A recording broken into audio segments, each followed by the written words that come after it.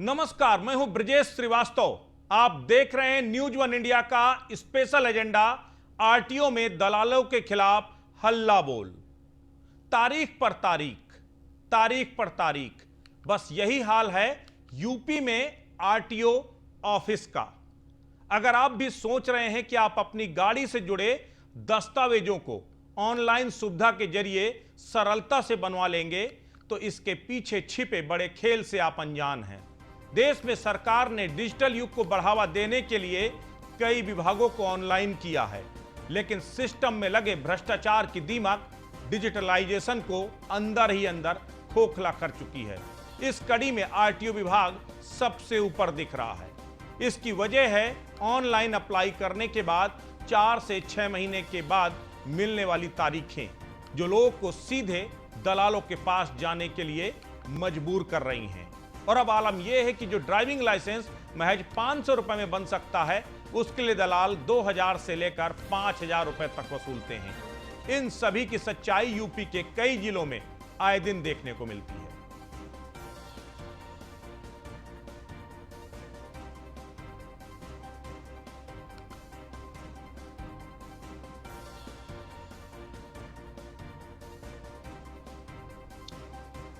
तो पूरे उत्तर प्रदेश में अगर आरटीओ महकमे की बात करें तो हर तरफ आपको दलालों का बोलबाला मिलेगा।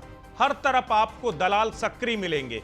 और सबसे बड़ी बात यह है कि अगर आप कोई काम सीधे आप कराना चाहते हैं, यूं तो सरकार ने पूरी कोशिश की है कि ऑनलाइन सुविधाओं को ऑनलाइन करने के साथ करप्शन को खत्म किया जाए, लेकिन करप्शन खत्म होना फिलहाल दूर की कौड़ी दिखाई दे रही है। उसके पीछे वजह यह है कि ऑनलाइन की तारीखें इतनी लंबी हैं कि उसकी वजह से कोई भी काम समय पर होता ही नहीं है। और अगर किसी को तुरंत जरूरत है तो उसकी मजबूरी है दलालों के पास जाना। एक के बाद एक, शहर दर शहर तमाम तस्वीरें बदलती हैं, अलग अलग वाकये आते हैं, लेकिन हर सब में एक बात कॉमन होती है, वो है दलालों और आरटीओ विभाग के अधिकारी और कर्मचारियों के बीच करप्शन का एक नेक्सस। और वो नेक्सस आपको उबरने नहीं देता, वो नेक्सस आपको जो है सीधे तौर पर आपका काम होने नहीं देता। और यही वजह है कि एक तरफ जहां सरकार के आदेशों के बाद आरटीओ में दलालों के खिलाफ धरपकड़ का एक बड़ा अभियान चल रहा है, वहीं दूसरी तरफ दलाली प्रथा भी जोरों पर है।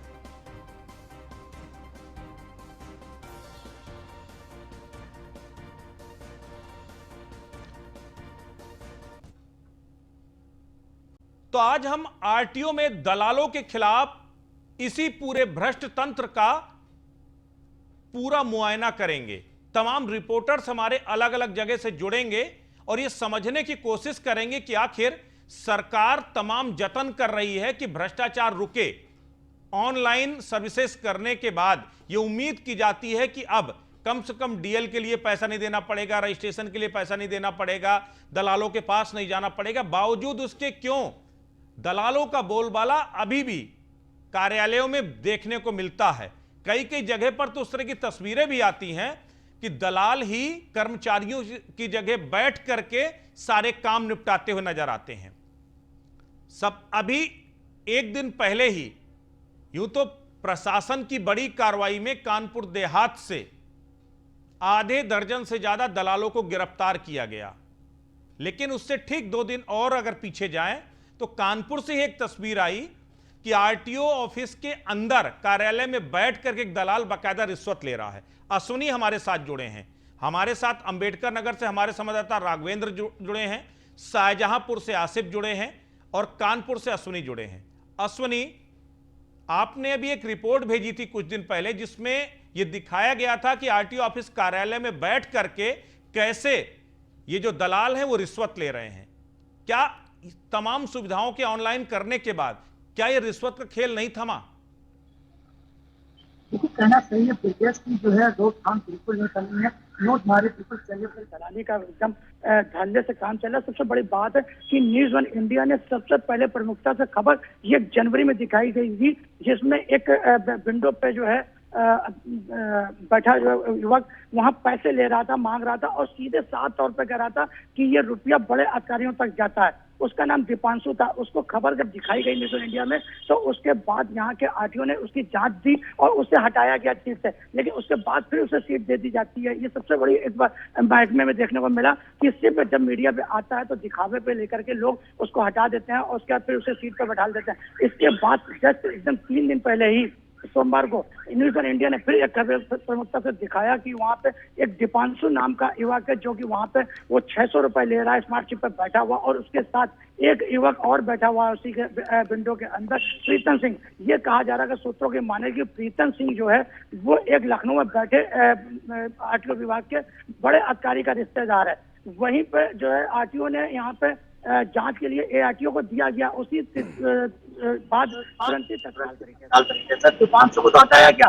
प्रीतम सिंह पर कार्रवाई क्यों नहीं करी गई, और उसको लेकर के भी सबसे बड़े सवाल उठते रहे हैं। अगर आपको बताएं कि दलाली के साथ साथ कानपुर का हमेशा जो है ये आरटीओ जो है छाया रहा है, बिल्कुल एकदम दिखता रहा है, क्योंकि कुछ दिन पहले ही न्यूज़ ऑन इंडिया ने एक खबर को और प्रमुखता से दिखाया था कि यहाँ पे जो प्रचार सामग्री थी जिस मुख्यमंत्री योगी आदित्यनाथ की फोटो छपी हुई थी और उसको कूड़े में फेंक दिया गया था और जला दिया गया था, उसकी जांच भी एआरटीओ प्रशासन को दी जाती है, क्योंकि सबसे बड़ी जांचों का क्या है? जांचें तो अश्विनी देखिए, जांचें तो चलती रहती हैं, वो फिर चाहे दीपांशु हो, प्रीतम हो, ये नाम बदलते हैं, दरअसल सिर्फ चेहरे बदलते हैं, जो सिंडिकेट है वो कभी नहीं बदलता।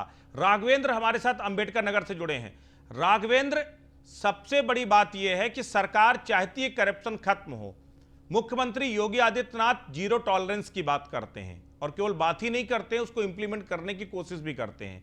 और यही वजह है कि मैकेनिज्म को स्मूथ बनाने के लिए बहुत सारी सर्विसेज को ऑनलाइन किया गया जिसमें सबसे ज्यादा करप्शन होता था। बावजूद इसके आरटीओ विभाग में न दलालों का दखल खत्म हो रहा है और न दलालों के बगैर कोई काम हो पा रहा है। तो आखिर ये क्यों नेक्सस नहीं टूट पा रहा, वजह क्या है? बिल्कुल विजय जी, देखिए मैं आपको बताना चाहूंगा कि जिस तरीके से आरटीओ विभाग में पूर्णतः भ्रष्टाचार व्याप्त है, चाहे वो अंबेडकर नगर की बात की जाए, अयोध्या की बात की जाए, सुल्तानपुर, जौनपुर, बनारस, इसके अलावा अगर बस्ती, अंबेडकर नगर, खलीलाबाद, किसी भी जनपद की हम बात करें तो यहाँ पर दलालों का एक बड़ा बोलबाला लगा रहता है। सारे ऑफिसों दलालों ने अपनी गुमटी रख के दुकानें सजाई हुई हैं। 2 रुपए मूल्य लिखे हुए फार्म से ग्राहक से मांगा जाता है कि 10 रुपए फुटकर है आपके पास। अगर 2 रुपए का फार्म है, 10 रुपए फुटकर मांगा जा रहा है, तो जाहिर है कि जो 8 रुपए वो ब्लैक मनी है, वो आखिर क्या है। सीधी बात है कि जब पहले ही जो है पहुंचता है उपभोक्ता या व्यक्ति पहुंचता है सेवा लेने के लिए आरटीओ ऑफिस, तो जो बाहर बैठे दलाल है वो 2 रुपए का फार्म 10 रुपए में बेच रहे हैं। शुरुआत यहीं से करते हैं। और अगर हम दूसरी बात करें तो चाहे वह आरआई की बात करें, पीटीओ एआरटीओ की बात करें या आरटीओ डीटीसी की बात करें, सब परस्पर ऊपर से नीचे तक एक बड़ा जो है एक धंधा, बड़ा कारोबार किया जा रहा है ब्लैक मनी के माध्यम से। चाहे वह रोड पर चलने वाली गाड़ियां हो, उनको बाकायदा एंट्री के माध्यम से निकाला जा रहा है। सारी गाड़ियां इस समय ओवरलोड के माध्यम से चलाई जा रही हैं। परमिट की अगर बात की जाए तो भले ही ऑनलाइन की बात की जा रही है, लेकिन ऑनलाइन ना ध्यान देते हुए चूंकि इतना लंबा समय पीरियड उस पर बिता दिया जा रहा है कि लोग आरटीओ ऑफिस का चक्कर काट काट कर परेशान हो जाते हैं और आखिरकार वह दलालों के दंश में फंस ही जाते हैं। तो निश्चित तौर पर जो आज मुहिम न्यूज़ ऑन इंडिया ने। आसिफ हमारे साथ जुड़े हैं शाहजहांपुर से। आसिफ, सबसे बड़ी बात यह है कि शाहजहांपुर में भी इससे पहले आरटीओ ऑफिस में कुछ कार्रवाई देखने को मिली थी। क्या ये कार्रवाइयां महज दिखावा हैं? अब क्या स्थिति बदली है? क्या अभी भी वहां पर आप दलालों का डेरा देखते हैं? अभी भी आप वहां पर दलाली प्रथा को चलता हुआ देख रहे हैं? क्या हालात नजर आ रहे हैं? देखिए, यहाँ पर 10 सितंबर को सीएम योगी के आदेश छापेमारी की गई थी। बरेली की विजिलेंस टीम आई थी और शाहजहांपुर के एसपी भी उस छापेमारी में शामिल हुए थे। उस टाइम तो एक हड़कंप मचा था और तत्काल 18 जो दलाल थे उनको गिरफ्तार किया गया था और उसमें 2 सरकारी कर्मचारी भी गिरफ्तार हुए थे जिनके पास 4 लाख रुपए की नकदी बरामद हुई थी और लैपटॉप समेत जो कंप्यूटर थे, दस्तावेज थे, वो जब्त कर लिए गए थे। लेकिन खास बात यह है कि जब छापेमारी होती है उसके कुछ दिन तक कुछ कार्रवाई का असर दिखता है, लेकिन धीरे धीरे फिर पहले जैसे हालात शुरू हो जाते हैं। लेकिन इस वक्त वहां पर जो पुलिस तैनात कर दी गई है और उसके अलावा जो कैमरे लगा दिए गए हैं, कैमरे इससे पहले भी लगे हुए थे, जिस करीब 24 कैमरे लगे हुए हैं, उसके बाद भी दलाल वहां पर बैठते हैं और जो ARTO हैं उनके ऊपर कोई कार्रवाई नहीं होती। ये सबसे बड़ी बात है, क्योंकि वहां पर 2 सरकारी कर्मचारी मिले थे, उनको तो निलंबित कर दिया गया था, लेकिन जब जो ARTO हैं वो खुद गाड़ी से उतरकर जब ARTO ऑफिस में जाते हैं, उनको जो दलाल की दुकानें लगी हैं वो भी दिखाई देती हैं, लेकिन उसके बाद भी जब छापेमारी होती है तो ARTO वहां से उनका कोई नाम नहीं आता है बीच में। तो बड़ा सवाल है कि जो कमजोर कड़ी होती है उनके ऊपर तो कार्रवाई कर दी जाती है, लेकिन जो बड़े अधिकारी हैं, जो ARTO हैं, इनसे संबंधित दूसरे अधिकारी हैं जिनके नजर में ये पूरा मामला रहता है, उनके ऊपर कार्रवाई क्यों नहीं की गई? इससे पहले जिलाधिकारी को भी इस मामले में बिल्कुल, ये बड़ा सवाल आसिफ, ये बड़ा सवाल उठा रहे हैं कि सबसे बड़ी बात ये है कि आपने 18 लोगों को जो है यहां पर पकड़ा घूसखोरी के आरोप में, दलाली के आरोप में, जिसमें तो सरकारी कर्मचारी थे। सवाल यह भी उठता है कि अगर वो सरकारी कर्मचारी दलालों के साथ सक्रिय थे तो ये जिम्मेदारी किसकी थी उन्हें रोकने की? संबंधित ARTO, संबंधित RTO को। लेकिन उन पर कार्रवाई क्यों नहीं, उनको क्यों बचाया जाता है? अश्विनी, अभी आपने जो एक रिपोर्ट भेजी थी जिसमें आपने बताया भी था कि ARTO उदयवीर, जिसके ऊपर खुद करप्शन के इससे पहले भी चार्जेज लगे हैं, और उन्हीं को दलालों के खिलाफ ऑपरेशन की कमान दे दी गई। जो ये चाहे वो प्रीतम रहा हो या दीपांशु रहा हो, जो घूसखोरी की जांच है वो इन्हीं लोगों को दे दी गई। सवाल यह है, अपने ही संबंधित महकमे में अगर किसी ARTO को इसकी जांच दी जा रही है तो क्या कह देगा कि हां मेरे यहां ही घूसखोरी का काम हो रहा था? तो फिर ये जांच तो महज दिखावा नजर आती है ना।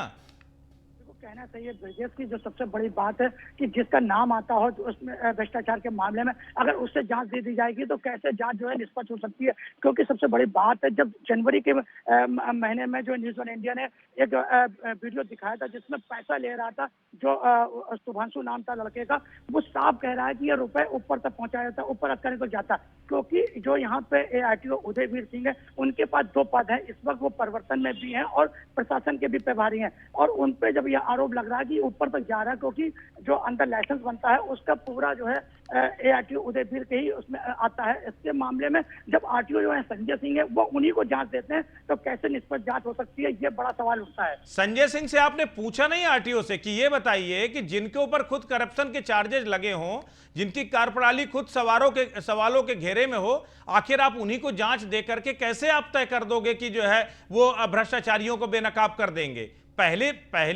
आप लीडर होने के नाते तो पहला आरोप तो आपके ऊपर लगता है कि आपकी सरपरस्ती में क्यों घूसखोरी का पूरा खेल चल रहा था। RTO संजय सिंह से इस बारे में जब बात करी गई कि ARTO पे जिन पे जो है भ्रष्टाचार का खुद ही आरोप लग रहा है, अगर वो जांच करेंगे तो वो कैसे निष्पक्ष जांच कर पाएंगे? ऐसे में उनका कहना है कि जो है वो प्रशासन के हैं और वही जांच कर सकते हैं, इसके अलावा कोई जांच नहीं कर सकता है। अगर कायदे से ये जांच खुद RTO साहब को करनी चाहिए थी, या उनसे जो समकक्ष जो अधिकारी उससे कराई जानी चाहिए, क्योंकि उनके पास खुद दो व्यवहार है उदयवीर के पास। ऐसे में वो परिवर्तन भी देख रहे हैं और प्रशासन भी देख रहे हैं। लेकिन जो लाइसेंस की बात करें, अगर लाइसेंस को लेकर के प्रशासन उदयवीर सिंह के पास ही आता, तो जब RTO के पास अश्विनी पावर होता है, RTO के पास पावर है, RTO के पास केवल एक ही जनपद नहीं होता है। अगर हम RTO कानपुर की बात करें तो उसके पास कानपुर देहात भी है, दूसरी अन्य जगह भी हैं। ऐसे में क्रॉस चेक तो आप करा सकते थे। आसिफ जुड़े हुए हैं, बरेली की विजिलेंस टीम ने शाहजहांपुर में छापा मारा, 18 लोगों को गिरफ्तार किया, 18 लोग इस कटघरे में आए, लेकिन उसमें भी किसी अधिकारी के खिलाफ कार्रवाई नहीं हुई। कानपुर देहात में कार्रवाई हुई, लेकिन उसमें कोई अधिकारियों के खिलाफ कार्रवाई नहीं हुई। आसिफ, क्या अभी तक किसी अधिकारी का इस पूरे मामले में नाम आया है? देखिए, जब से छापेमारी हुई है और जो कंप्यूटर और लैपटॉप को जब्त करके विजिलेंस टीम ले गई है और जो सरकारी कर्मचारी हैं निलंबित हुए, उनके पास से 4 लाख की जो रकम बरामद हुई है, इसके बाद अभी तक उस जांच में कुछ आगे नहीं बढ़ा है।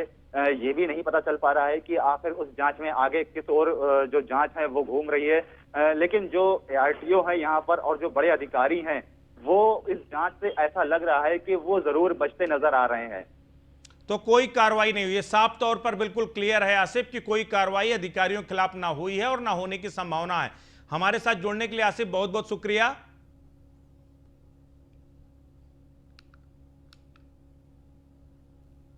सीएम के आदेश पर, शाहजहांपुर की ही अगर हम बात करें तो सीएम के आदेश पर ARTO ऑफिस में छापेमारी की गई थी, जिसमें SP और बरेली की जो विजिलेंस टीम थी उसने छापा मारा था और इस छापे के दौरान 4 थानों की पुलिस भी मौजूद रही थी। उस पूरे ऑफिस में जो ARTO ऑफिस है वहां पर किस तरीके से ऑनलाइन प्रक्रिया को ताक में रख करके अवैध वसूली की जा रही थी, यह पूरा एक बड़ा और सनसनीखेज मामला सामने आया था। उसके बाद कार्रवाई क्या, वही ढाक के 3 पात, 18 लोगों को इस पर कटघरे पे खड़ा किया गया, 18 लोगों को गिरफ्तार किया गया। ऑनलाइन फॉर्म जमा करने के नाम पर हो या फिर ऑनलाइन काम कराने के नाम पर हो, रिश्वत दलालों को ही देनी पड़ती है। तो ये पूरा मामला शाहजहांपुर से जुड़ा था, जिसमें कई लोगों को हिरासत में लेकर पूछताछ भी की गई।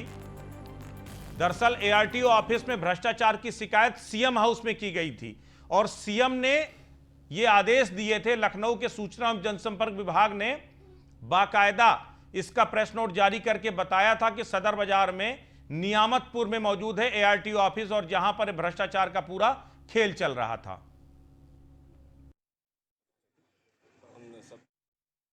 व्यवस्था है ऑनलाइन रजिस्ट्रेशन का और इन चीज़ों का, जो सेवाएं, मूलभूत सेवाएं जो जनता को दी जाती हैं, तो ऐसी जानकारी सतर्कता अधिष्ठान में मिल रही थी कि इन सेवाओं को उपलब्ध कराने के बावजूद भी जनता से पैसे लेकर रजिस्ट्रेशन इत्यादि का कार्य RTO ऑफिस में किया जा रहा है।